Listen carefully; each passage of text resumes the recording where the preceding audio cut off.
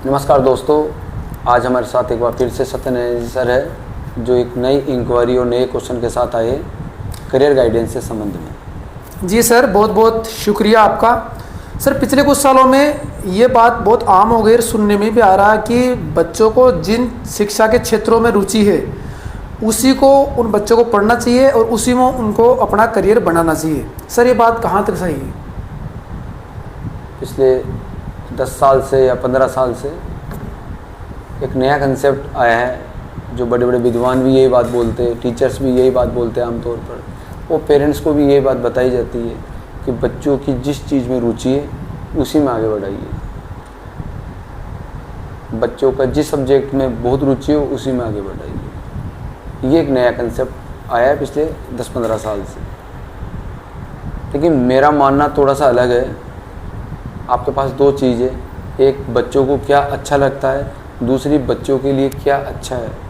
आप जब भी करियर के ऑप्शन का चुनाव करें, जब भी करियर में सब्जेक्ट का चुनाव करें, ये तो आपको देखना ही है कि बच्चे की रुचि किस किस सब्जेक्ट में है, और ये भी देखना है कि बच्चे का करियर किस सब्जेक्ट में अच्छा बन सकता है और बच्चे के लिए क्या अच्छा है।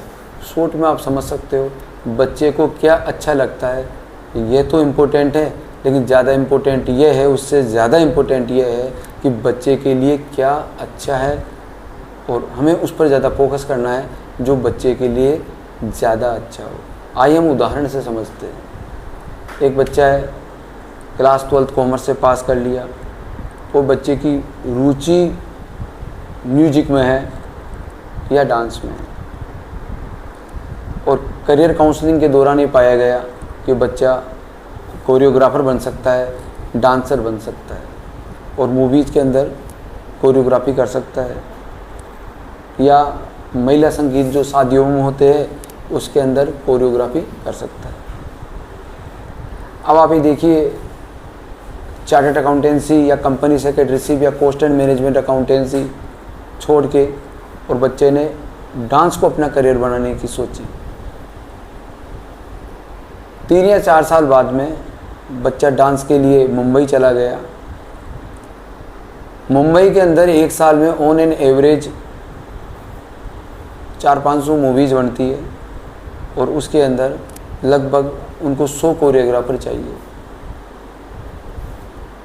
पूरे भारत में 1 अरब 50 करोड़ लोग हैं, उसमें कम से कम 10-20 लाख लोग डांस से जुड़े हुए हैं।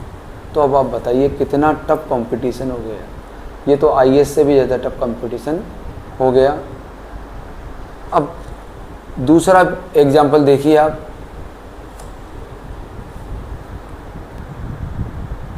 अब इसमें दूसरी चीज़ है सर्टेनिटी की।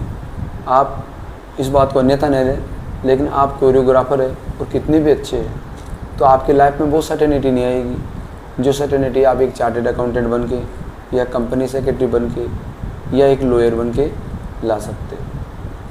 इसलिए मेरी बात ध्यान से सुने। बच्चे का करियर का मामला है, मानव जीवन बार बार नहीं मिलता। आप सोच समझ के करियर का चुनाव करें।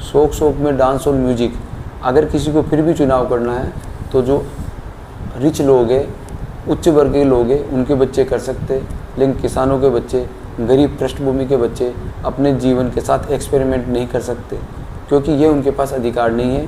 क्योंकि किसान क्रेडिट कार्ड लेकर पढ़ाई करने वाले बच्चे, करियर बनाने वाले बच्चे ऐसा तगड़ा रिस्क ले नहीं सकते। मैं एक दूसरा एग्जांपल देता हूँ।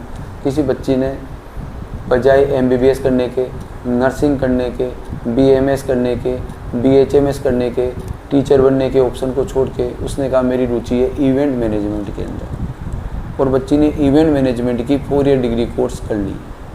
उसके बाद में अब आप खुद बताइए, जितनी भी शादी, विवाह, पार्टीज होती है वो 99% रात को होती है। अब रात को 2 बजे प्रैक्टिकली, 12 बजे, 9 बजे एक आम इंडियन, एक सामान्य भारतीय अपनी बच्ची को 12 बजे काम करने इवेंट मैनेजमेंट के लिए भेजेगा। प्रैक्टिकली संभव हो तो आप सोच लीजिए, बच्ची को पहले अपने पेरेंट्स से पूछ लेना चाहिए कि दादी, दादा, पापा, मम्मी, बड़े भैया, क्या आप मुझे रात को 2 बजे काम करने दोगे? क्या रात को 4 बजे मैं पार्टी कंप्लीट करके आऊँ तो आप मुझे पसंद करोगे? यदि आपके पेरेंट्स ये अलाउ करते तो आप ये काम कीजिए, वरना प्रैक्टिकली सोच के बात किया है। यदि आप इस चीज़ को प्रैक्टिकली सोचोगे तो आप 1 या 2 या 4 बार बच्ची ऐसा कर सकती है, लेकिन यदि परिवार ट्रेडिशनल है वो ऐसा करने नहीं देगा। दूसरा, करने भी देगा तो बच्ची कुछ समय तक काम कर सकती है, जब वो 15-20 साल की है, 25 साल की है, 30 साल की है। आपने कभी किसी इवेंट मैनेजमेंट में 45 साल की महिला नहीं देखी होगी, क्योंकि उनके लिए वहाँ पर कोई काम ही नहीं है, उन्हें इतना वो हार्ड वर्क कर सकती है। इसलिए मेरा मत ये है, मानव जीवन बार बार नहीं आता। करियर प्लानिंग अपने आप में एक आर्ट है। ये ज़रूरी नहीं आप इंटेलिजेंट हो तभी आपका करियर बनेगा। ज़रूरी है यदि आपकी करियर प्लानिंग अच्छी है और आप एक एवरेज स्टूडेंट हो तब भी आपका करियर बन सकता है।